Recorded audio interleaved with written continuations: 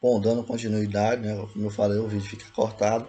Bom, vamos lá. Esse processo de internalização, né, de internalizar as normas coletivas, o que é certo e errado, além de outros elementos que também fazem parte da sua construção da sua identidade, que é a forma como você se sente, como você se representa perante o mundo, é interessante a gente ver essa questão da identidade e tudo isso faz parte do processo de socialização. E tem que entender que o indivíduo ele se insere, né, ele se constrói como indivíduo a partir do momento que ele entra em sociedade. Então, a partir do momento que a sociedade dá alguns elementos para ele, né, através da linguagem, que ele possa se reconhecer. Isso é uma mão, isso é um braço, isso é um olho, é uma boca, é um nariz. Tal. Esses elementos, quem ele vai te dar para você fazer a própria leitura de você, do seu corpo, é a sociedade. O que é um padrão de beleza, o que é feio, o que não é, o que é belo. Então, geralmente você vai fazer essa leitura de sua como indivíduo a partir desses padrões, dessas normas que são estabelecidas pela sociedade, até que de certa forma você construa um certo grau de autonomia perante essas determinações da sociedade, o que é importante, é você construir esse grau de certa forma, autonomia perante essas normas da sociedade. Autonomia no sentido de pensamento, de reflexão. Então vamos agora a gente vai abordar um pouco mais sobre a questão da própria socialização em si. Né, como eu falei, a família tem um papel de socialização, né, de inserir o indivíduo nesse contexto mais geral. Por socialização entendemos um conjunto de processos vividos pelo indivíduo no interior de um grupo social, tendo como função entregá-lo, ou seja, inseri-lo, fazer um membro de um grupo, ou seja, fazer o bebê e a criança se sentir membro de um grupo. Eu sou membro da família, eu sou membro desse município, eu sou membro desse estado, eu sou brasileiro, eu pertenço ao planeta Terra, né? Num contexto mais amplo. Mas enfim, cabe à socialização fazer de um indivíduo isolado membro de uma sociedade, ou seja, aquele indivíduo isolado se sentir membro da sociedade, compartilhando valores, conhecimentos, comportamentos e ideias de um grupo ao qual pertence, né? Essa ideia de que esses pensamentos, nossas ideias são nossas, muitas vezes é uma concepção totalmente arbitrária, né? Então a família tem um papel fundamental para a chamada socialização primária. Então o que é essa socialização primária? Socialização primária ela é a responsável por formar os indivíduos em um ser social. É a primeira etapa da socialização. Isso quer dizer o quê? Que o indivíduo, por meio do seu seio familiar, ele passa a fazer parte de uma classe, de uma região ou de um país.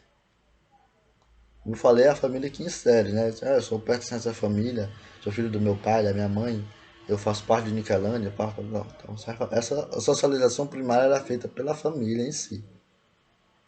Então, na sociedade contemporânea, as novas formas de família tornam um lugar devido, por exemplo, ao regime de redicionamento do trabalho feminino. Né? Então, você tem algumas transformações na sociedade. Então, a escola também tem ganhado espaço como esse processo de socialização primária. Isso por quê? Porque geralmente as crianças elas estão entrando cada vez mais cedo na escola ou na creche. Tem crianças de 5 até muito mais cedo já em escolas, em creches. Ou seja, esta instituição ela passa a ter grande influência nesse processo de socialização primária desses indivíduos, desse sujeito, dessa criança.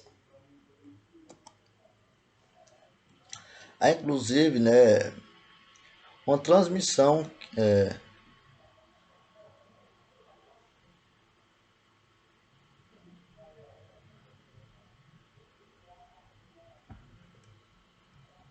uma coisa errada aqui, mas enfim. Então há inclusive uma transmissão né, de obrigações. Isso lá está muito errado. Né? Uma transmissão de obrigações da família para a escola. Né, que a gente pode ver isso muito no cotidiano da escola. Ou seja, uma vez que a criança, uma vez que a criança tem né, entrado na escola, meu Deus do céu, que slide errado é esse? Velho?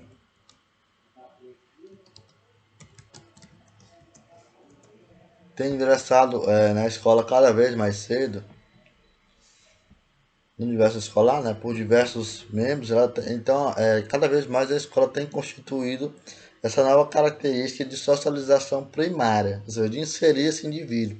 Então, em determinados momentos, a escola passa, né, além dessa função de ensinar tecnicamente alguns determinados conhecimentos, conteúdos, ela passa também a ser responsável pela constituição de práticas, normas, valores e elementos, ou seja, a partir do momento que a família abre mão da construção desses elementos, fica uma relação ambígua, porque às vezes ela cobra que a escola faça isso e às vezes ela não quer que a escola faça isso, porque ela acha que aquilo é um elemento privado que compete somente à família. Por exemplo, a educação sexual. Cabe à sociedade, à escola também, a formar vários elementos que façam com que o indivíduo ele se insera na sociedade de uma forma muitas vezes autônoma. Isso inclusive também quer dizer uma educação sexual, ou seja, que ele conheça os métodos conceptivos, que ele conheça uma série de outros elementos relacionados a isso. E muitas vezes a família vê aquilo como um elemento que compete à esfera privada, não à pública, ou seja, que confere somente à família. E aí vem um choque entre essas instituições sociais, que é a escola e a família também. Então, nesses casos, a escola assume, né, o que seriam atribuições somente da família, como ensino de valores morais e comportamentos, né, educação em sentido amplo.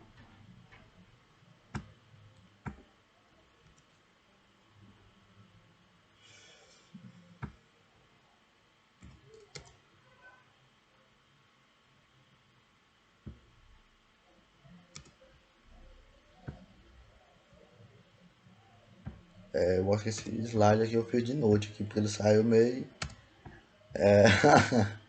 Mas, enfim. Vamos lá. Agora, já a socialização secundária, né, que é outro elemento importante, é aquela que é realizada por meio da... após a primeira socialização. Então, geralmente ela é feita já depois de ter acontecido ou ter se estabelecido as bases do pertencimento do indivíduo a uma dada comunidade. Ah, eu sou niquelandense, eu pertenço à família tal, eu sou de Niquelândia. Geralmente essa segunda socialização ela acontece depois desse momento de um indivíduo já se pertencer ou sentir-se pertencente a um determinado grupo. Está diretamente relacionado à divisão social do trabalho e no meio, por esse motivo, das sociedades modernas. Então, enquanto a socialização primária tem como peso muito grande, embora a família tenha um peso muito grande, né,